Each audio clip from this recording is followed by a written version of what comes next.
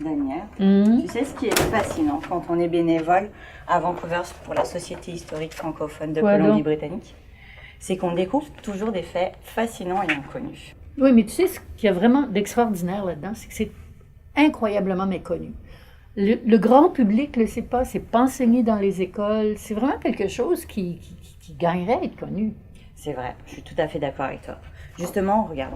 J'ai d'ailleurs bien entendu en France du conte de La Pérouse. Oui, La Pérouse, très La connu. Pérouse, ouais, qui a été navigateur sur les côtes, au long de nos côtes en 1786. Mais regarde ici, Étienne Marchand, capitaine du navire Le Solide en 1791, a voyagé autour des îles Charlotte. Oui, ça c'est ce qu'on appelle Haida Gwaii aujourd'hui. Ouais, exactement. Et personne ne connaît ce capitaine Marchand. Et ces deux explorateurs ont baptisé des noms français à bon nombre de sites géographiques pendant leur voyage dans nos eaux. Ah, c'est très intéressant. Il faudrait approfondir ces recherches-là.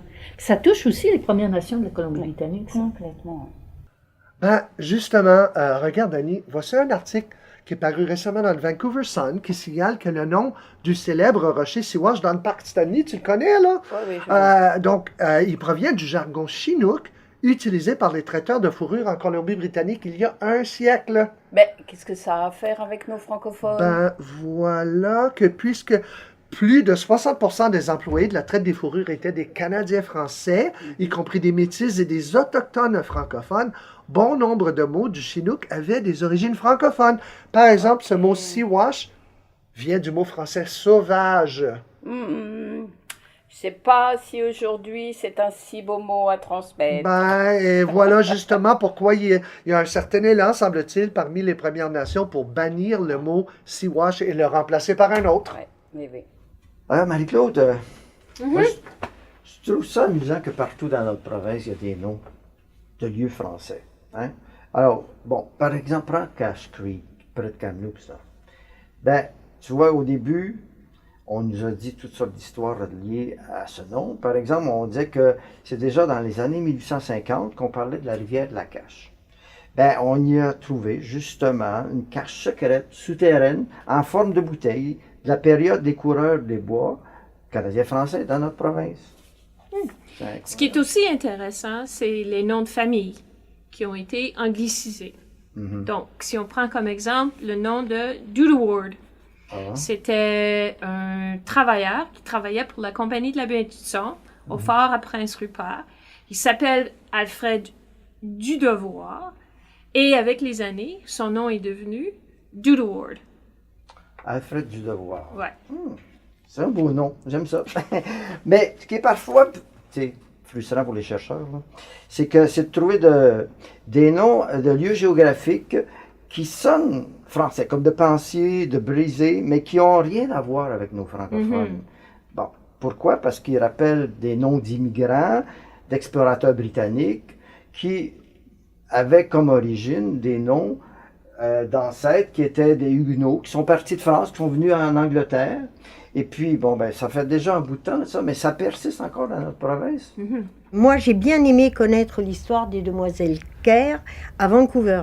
Regarde, il y avait deux jeunes dames, Marie-Louise et Salomé Aimée Kern, des sœurs qui venaient d'Alsace et qui ont établi une école pour filles dans le West End de Vancouver, l'école Granville. Et c'est là qu'en 1904, la première alliance française a été créée, qui existe toujours, elle a simplement déménagé.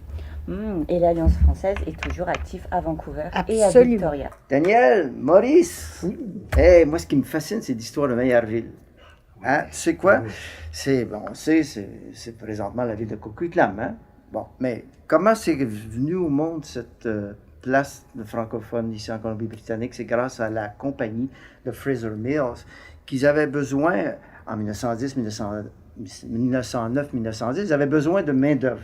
Ils sont allés jusqu'au Québec et en Ontario pour faire une recherche de main-d'œuvre. Plus de 400 ont émigré ici, sont venus ici pour y travailler dans cette usine-là. 400 familles? 400 familles. Ça, c'était des gens du Québec? Où au Oui, Québec? ben, il y avait des gens de Hull, de Sherbrooke, Puis l'Ontario? Rockland, en De Ontario. Rockland, ma famille vient de Rockland. Ah bon? Et voilà. Eh bien, on en apprend. Écoute, alors, c'est devenu, spontanément, on peut dire, le village francophone où il y avait le plus d'habitants francophones à l'ouest de Saint-Boniface, au Manitoba. C'est incroyable. Et puis ce qui est amusant, c'est tous ces petits points sur la carte qui signalent le passage de francophones dans la région. Et donc aujourd'hui, on en voit encore des traces. En voici un, le petit village de Riondel, dans les Kootenay. C'est dans le sud-est de la province. C'est un comte, monsieur Édouard Riondel, qui était président de la Canadian Metal Company, dont les propriétaires étaient des Français, qui a acheté la mine, Bluebell, et le village, du coup, a pris le nom de Riondel. Donc, Daniel, dans ce cas-là, le lien était commercial, mais on sait très pertinemment qu'il y a eu beaucoup de pionniers français qui arrivaient directement de la France dans notre province. Entre autres, et êtes-vous prêts? Il y en avait qui voulaient être cowboy. D'accord? Et pourquoi pas? Donc, on vivait son rêve. Et donc, les 4 frères Guichon, entre autres, eux qui étaient savoyards, arrivent via la Californie, où ils étaient allés pour l'arrivée vers l'or de la Californie, montent à la première ruée vers l'or en Colombie-Britannique 1858. Et plutôt que de se salir les mains à nouveau à essayer de chercher de l'or, ils ont dit, ben tiens, nous allons approvisionner tous les mineurs, et ils ont fait fortune. Puis c'est avec cet argent qu'ils ont pu créer leur propre ranch, qui est devenu le plus grand ranch de l'Empire britannique. Ah ben tu m'en apprends. Voilà, c'est pour ça qu'on est là. Voilà.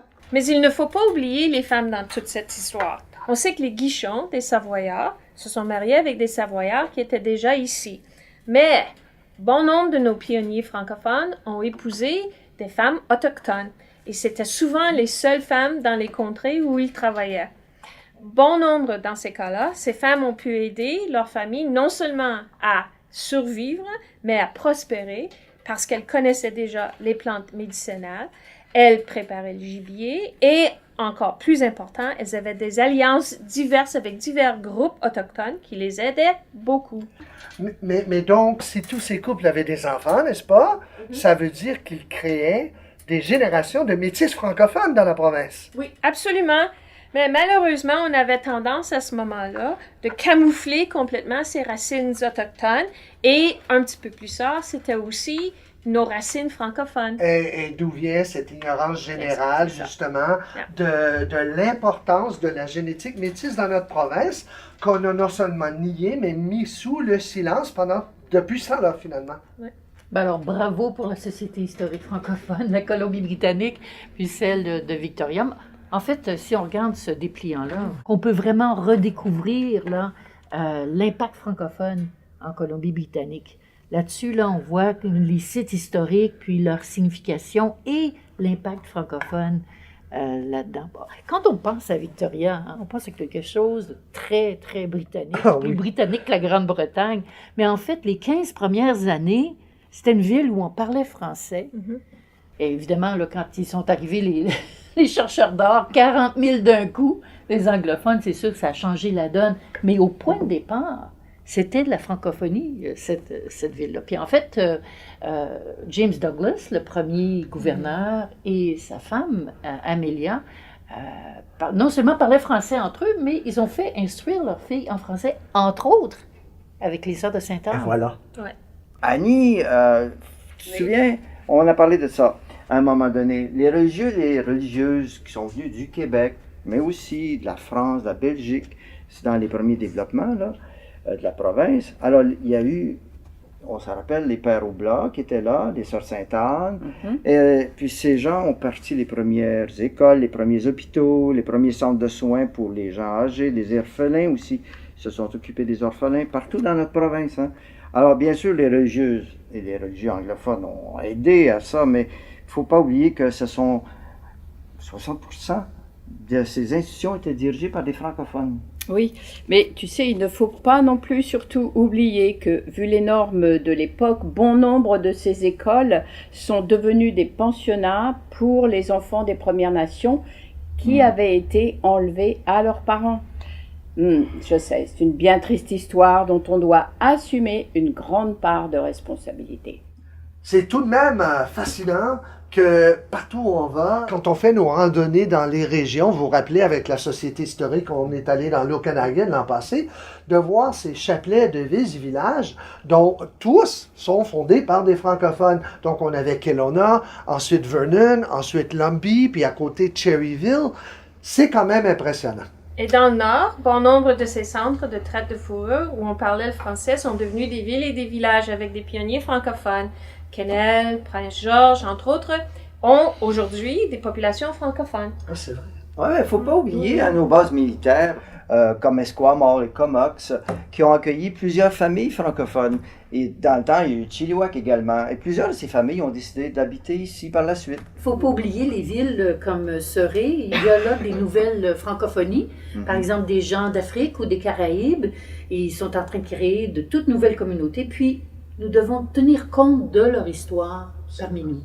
En tout cas, nous avons du pain sur la planche à déterrer toutes nos racines francophones en Colombie-Britannique.